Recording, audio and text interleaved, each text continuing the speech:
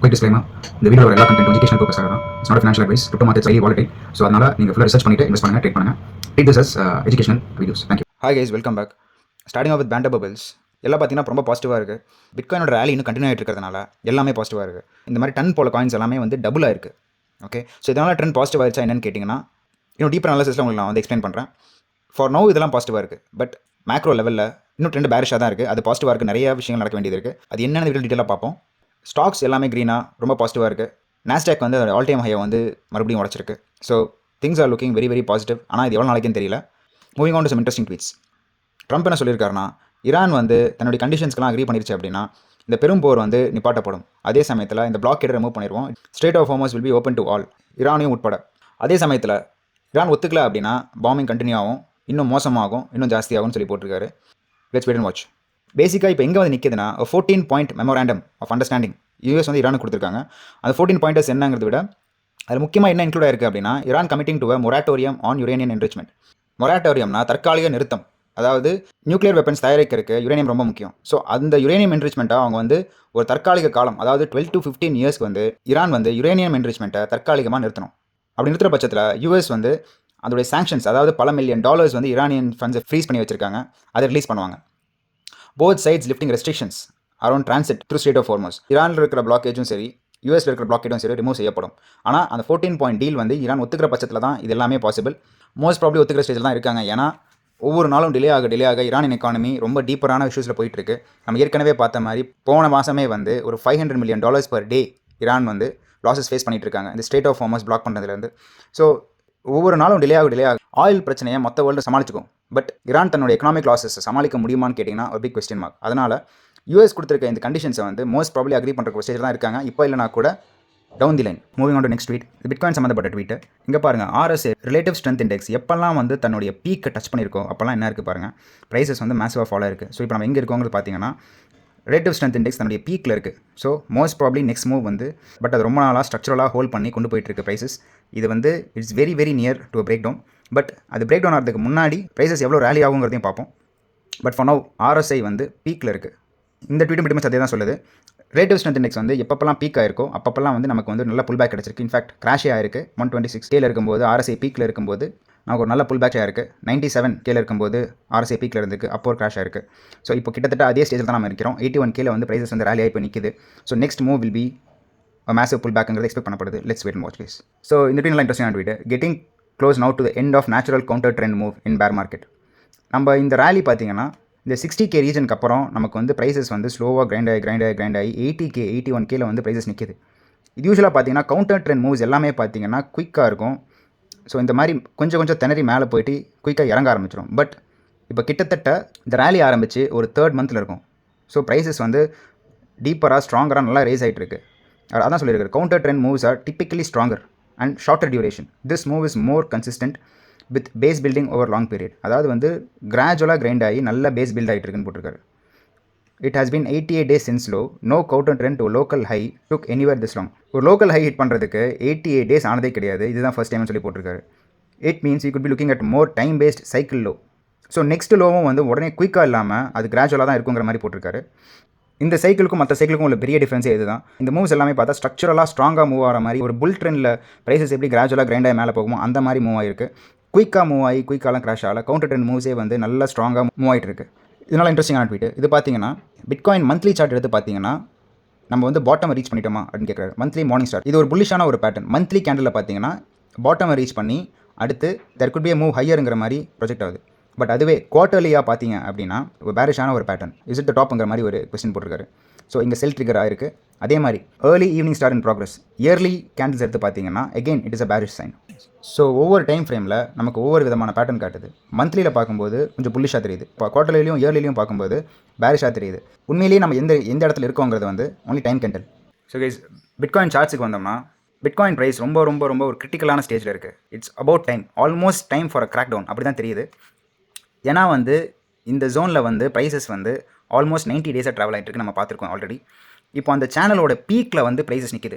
Almost அந்த சேனலை உடச்சிட்டு ப்ரைஸஸ் மேலே போயிட்டு திருப்பி அந்த சேனலுக்குள்ளே ஆல்மோஸ்ட் அந்த பீக்கில் இருக்குது. இது பிரேக் ஆகி திருப்பி மேலே போகுமா என்னங்கிறது தான் வந்து ஒரு big question mark. Okay, but இது வந்து ஒரு ஹியூஜ் ரெசிஸ்டன்ஸ் ஜோன். அது ஏங்கிறத நான் டீட்டெயிலாக சொல்கிறேன். இதை கிராஸ் பண்ணி ப்ரைஸஸ் இங்கே மேலே போய் ஒரு 90K ரீஜனில் வந்து ஸ்ட்ரென்த்னாக நிற்கிது அப்படின்னா அதுதான் புல்லிஷ் சைன். பட் அப்படி போகிறதுக்கு அதுக்கு நிறைய வேலைகள் பண்ண வேண்டியது இருக்குது. அது என்னன்னு நான் சொல்கிறேன். ஃபர்ஸ்ட் வந்து நம்ம ஏற்கனவே பார்த்த மாதிரி ரிலேட்டிவ் ஸ்ட்ரென்த் இண்டெக்ஸ், அது வந்து இந்த பீக்கை டச் பண்ணும்போதெல்லாம் நமக்கு வந்து ப்ரைஸஸ் ஃபாலோ இருக்குது. ஸோ பிட்காயின் வந்து ஓவர் பாட் ரீஜனில் இருக்குது. அதனால தான் ரிலேட்டிவ் ஸ்ட்ரென்த் இண்டெக்ஸ் எப்போல்லாம் நம்ம பீக்கை டச் பண்ணியிருக்கோ அப்போல்லாம் நமக்கு வந்து கிராஷ் ஆயிருக்கு. ஓ ஹியர் இப்போ அதே பொசிஷனில் தான் நம்ம இங்கே இருக்கோம். ஸோ இங்கேருந்து ப்ரைஸஸ் ரிவர்ஸ் ஆகிறதுக்கான சான்சஸ் நிறையா இருக்குது.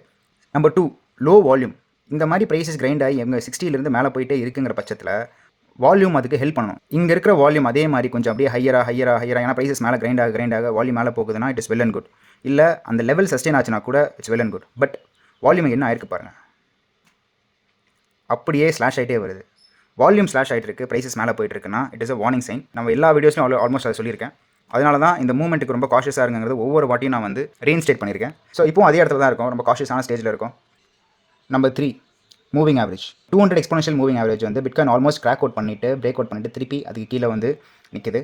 அதே மாதிரி சிம்பிள் மூவிங் ஆவரேஜை வந்து ஜஸ்ட் அபவுட் டச் பண்ணிவிட்டு கீழே இறங்கிருச்சு. இன்னும் டச் பண்ணல, பட் இறங்கிட்டு கீழே இறங்கிருச்சு. இதுதான் வந்து பாஸ் ஆஃப் ஆல் ரெசிஸ்டன்ஸ்னு சொல்லலாம். ஏன்னா பே மார்க்கெட்ஸில் 200 மூவிங் ஆவரேஜை ப்ரைஸஸ் வந்து கிராஸ் பண்ணதே கிடையாது. ஸோ அதுக்கு கீழே தான் யூஸ்வலாக ப்ரைஸஸ் ட்ராவல் ஆகும். இப்போ அது கரெக்டாக டச் பண்ணிட்டு நிற்குது அப்படின்னா that acts as a huge resistance.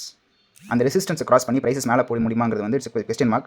But அப்படி போய் ஸ்டேபிள் ஆயிடுச்சு அப்படின்னா ட்ரெண்ட் ஹஸ் சேஞ்ச். அதில் எந்த மாற்று கருத்தும் கிடையாது. பட் நான் சொன்ன மாதிரி prices will have to go through this 90K region. இங்கே ஸ்டேபிளைஸ் ஆகி சில வீக்ஸ் ஸ்பெண்ட் பண்ணிவிட்டு then it can start an up trend too. அப்படின்னா it's very positive sign. Trend மாறிடுச்சுன்னு அர்த்தம். நம்மளும் வந்து நம்மளோட ஸ்ட்ராட்டஜிஸ் எல்லாம் மாற்றணும்னு அர்த்தம். பட் இவ்வளோ ரீசன்ஸ்னால ப்ரைஸஸ் வந்து மேலே போகிறதுக்கான சாத்தியம் ரொம்ப கம்மி தான். 4th ரீசன் என்னென்னா, யூஸ்வலாக 7 to 8 days ஆஃப் க்ரீன் கேண்டில்ஸ்க்கு அப்புறம் ப்ரைஸஸ் ஃபாலோ ஆக ஆரம்பிக்கும். So no we are in the 7th green candle. 7 green candles தாண்டி we are in the 8th day. அதான் இங்கே 7 போட்டிருக்கேன். இங்கேயும் பாருங்கள் 8-9 days ஆஃப் க்ரீன் கேண்டிலுக்கு அப்புறம் ப்ரைஸஸ் எப்படி ஸ்லாஷ் ஆயிருக்கு. So we are almost there. இப்போ இன்றைக்கி நாளைக்குனா கூட prices are about to get a U turn. அது வந்து it is just a possibility. நான் சொல்கிறது எல்லாமே ஜஸ்ட் பாசிபிலிட்டிஸ். இதெல்லாமே வந்து ஹிஸ்டாரிக்கலாக பார்த்தா இதெல்லாமே வந்து பிரேக் பண்ணதே கிடையாது. ஸோ இப்போவும் பிரேக் பண்ணாதுங்கிறது தான் என்னுடைய கருத்து. அதுதான் நான் வந்து ஸ்டிக் ஆன் பண்ணிட்டு இருக்கேன் சோஃபார். ஸோ அன்லஸ் நான் சொன்ன மாதிரி அன்லஸ் நமக்கு அந்த 90K ரீஜனுக்கு மேலே ப்ரைஸஸ் போய் ஸ்டெபிலைஸ் ஆகலை அப்படின்னா மோஸ்ட் ப்ராபப்ளி ப்ரைஸஸ் வந்து இன்னொரு லாஸ்ட் டைம் என்ன பண்ணும் அப்படின்னா ஜஸ்ட் ஒரு quick draw into this 200 moving ஆவரேஜை ஹிட் பண்ணிவிட்டு தென் ப்ரைஸஸ் கேன் ஸ்டார்ட் ஃபாலிங்னு நான் நினைக்கிறேன்.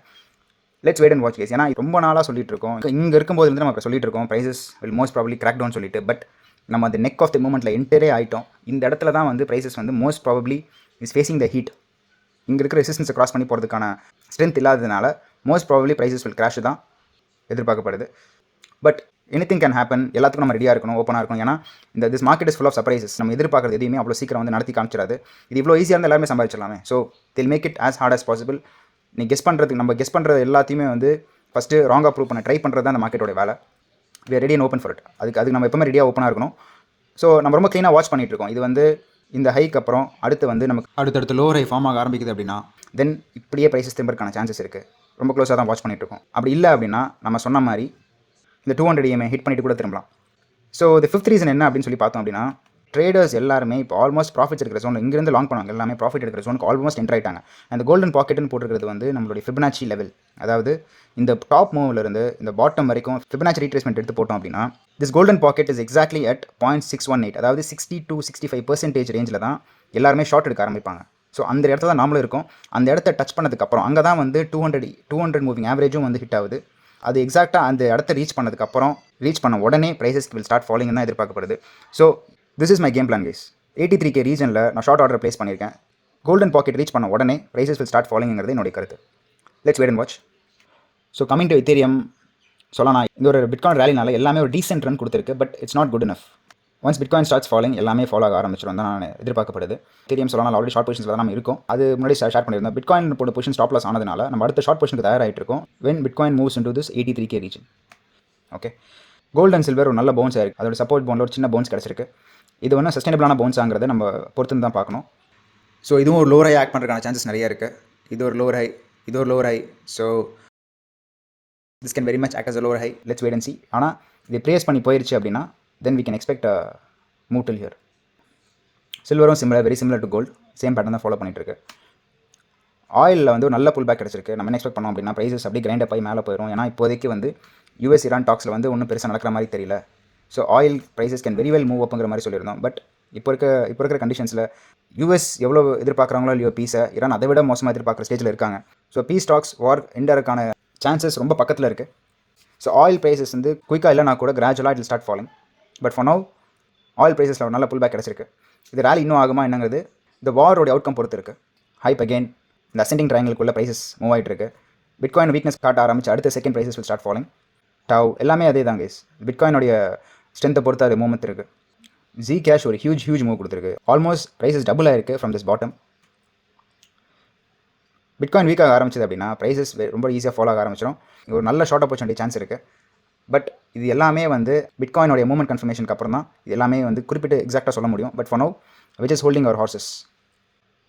அதே மாதிரி தான் டன் பாருங்கள் என்ன மூவ் கிடச்சிருக்குன்னு. இட் இஸ் அகெயின் இந்த ப்ரைஸஸும் வந்து டபுள் ஆயிருக்கு. பட் இது எல்லாமே வந்து குயிக் மூவ், ஒரு குயிக்கான மூவ்.